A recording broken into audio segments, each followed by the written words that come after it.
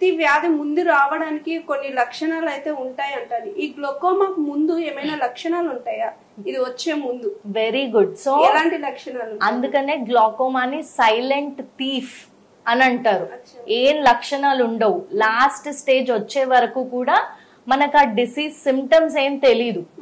Unless in very rare cases కొంతమంది patients కి sudden గా ప్రెషర్ ఎక్కువ అయిపోవడం వల్ల కన్ను నొప్పి రావడం అలా ఉంటుంది కానీ, but most of the glaucoma cases last stages వచ్చే వరకు కూడా సిమ్టమ్ ఉండదు. అందుకనే వాళ్ళకి చూయించుకోవాలి, అయ్యో ఏదో తేడాగా ఉంది అని కూడా తెలీదు. సో అందుకనే it is called the silent thief of sight. దానిపైన చేసుకుంటూ పోతుంది, విజన్ తగ్గిపోతూ ఉంటుంది and people are totally unaware of it. అందుకని మనకు ప్రాబ్లం ఉన్నా లేకపోయినా after 40 years annual eye checkup, yearly eye checkup is compulsory. Okay, last stage లో ఉన్నప్పుడు గ్లోకోమాలో లాస్ట్ స్టేజ్ లో ఉన్నప్పుడు ఎలాంటి ట్రీట్మెంట్ ఉంటుంది? సో లాస్ట్ స్టేజ్ లో ఉన్నప్పుడు మనకి మెడిసిన్స్ తో పాటు, so we usually set a baseline IOP అంటాము. ఇంతకంటే ఎక్కువ ఉండద్దు ప్రెషర్ అని ఎవ్రీ పేషెంట్ కి సెట్ చేస్తాము. ఆ ప్రెషర్ మనం మెడిసిన్స్ అంటే యాంటీ గ్లోకోమా ఐ డ్రాప్స్ ఉంటాయి, డ్రాప్స్ టాబ్లెట్స్ దాంతో చేయగలిగితే దట్ ఈస్ ఫైన్. ఆ డ్రాప్స్ తో కూడా మనకి అవ్వనప్పుడు then we have various kinds of surgeries. Trabeculectomy అని, వాల్వ్యులర్ ఇంప్లాంట్స్ అని చాలా సర్జరీస్ ఉంటాయి. So those we do in advance stages. Okay ma'am, మీరు అన్నట్టే రెటీనా అనేది కూడా కళ్ళకు సంబంధించిన, అసలు ఈ రెటీనా ఏంటి, దీని లక్షణాలు ఎలా ఉంటాయి, ఈ రెటీనాకి ఎలాంటి ట్రీట్మెంట్స్ ఉంటాయి? నువ్వు అంటే రెటీనా అది నార్మల్ పార్ట్, కన్నులో నార్మల్ నర్వ్ లేయర్ ఉంటుంది, దాన్ని రెటీనా అంటాము. రెటీనాలో మళ్ళీ చాలా డిసీజెస్ వస్తాయి. ఆ డిసీజెస్ ఏంటంటే ఇందాక అనుకున్నట్టు లైఫ్ స్టైల్ డిజార్డర్స్, డయాబెటీస్ వల్ల, హైపర్ టెన్షన్ వల్ల and age related changes, age related macular degeneration and మళ్ళీ high power, high minus power ఉన్న వాళ్ళకి రెటీనల్ డిటాచ్మెంట్, ఇలాంటివన్నీ మనకి రెటీనాలో వచ్చే ప్రాబ్లమ్స్. సో ఒక్కొక్క దానికి ఒక్కొక్క ట్రీట్మెంట్. డయాబెటిక్ రెటినోపతి, హైపర్టెన్సివ్ రెటినోపతిలో మనకి కంటికి లేజర్ చేయడము, కంటికి ఇంజెక్షన్స్ ఇవ్వడము ఇలాంటివి. అదే రెటినల్ డిటాచ్మెంట్, రెటీనా ఊడిపోతుంది కంట్లో, ఊడిపోయి సడన్ గా విజన్ తగ్గిపోవడం, అలాంటి కేసెస్ లో then we go for surgeries. రెటీనాని మళ్ళీ అటాచ్ చేసి కంట్లో ఆయిల్ పెట్టడము, లేకపోతే బెల్ట్ బక్లింగ్ అని చాలా ప్రొసీజర్స్ ఉంటాయి అలా. మ్యామ్, అయితే మన టెక్నాలజీ ఇంత డెవలప్ అవుతున్నా కూడా ఆయుర్వేదం అనేది చాలా మంది ఇప్పటికీ మన పెద్దవాళ్ళు వాడుతుంటారు. కళ్ళు రెడ్డిష్ గా వచ్చినప్పుడు అది మురిపాలని చెప్పి పొయ్యడము ఇలాంటివి చేస్తుంటారు. అలా చెయ్యొచ్చా మ్యామ్ ఐకి? That is a very good question. నిన్న కాక మొన్న, we are living in a prime location in Hyderabad. Everyone around us are so well educated. And మొన్నే ఒక పేషెంట్ వచ్చారు, వాళ్ళ బాబుకి కంట్లో రెడ్నెస్ వచ్చింది అని మదర్ మిల్క్, బ్రెస్ట్ మిల్క్ వేయడము, కౌ మిల్క్ వేయడము. సో ఇవన్నీ, so while I was training in LVP, చాలా ఇండియాలో మూల మూలల నుంచి పేషెంట్స్ వస్తారు.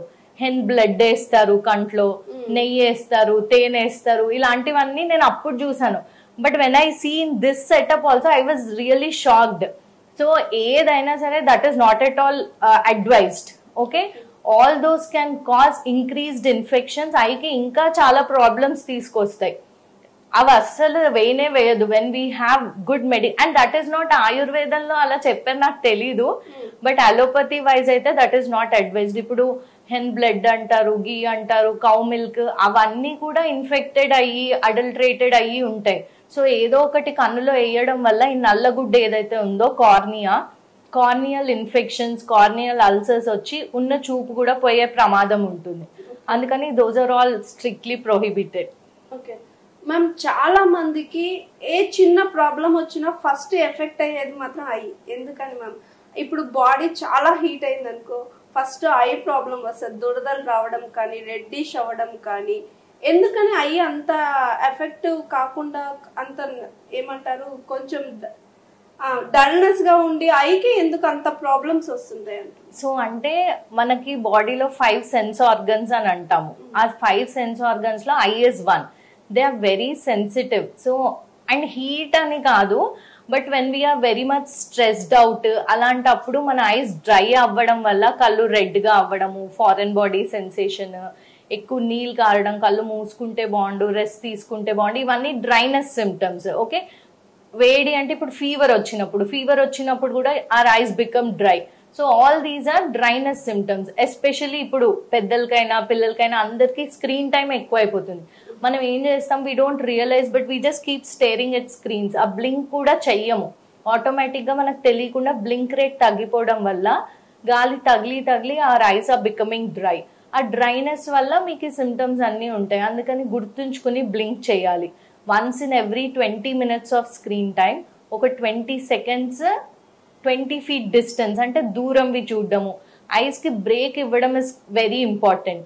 ఆ స్క్రీన్ టైం ఎవరిదైనా ఇవాళ 5 to 6 hours per day minimum ఉంటుంది, apart from our office work. So we have to cut down the screen time for a good I health.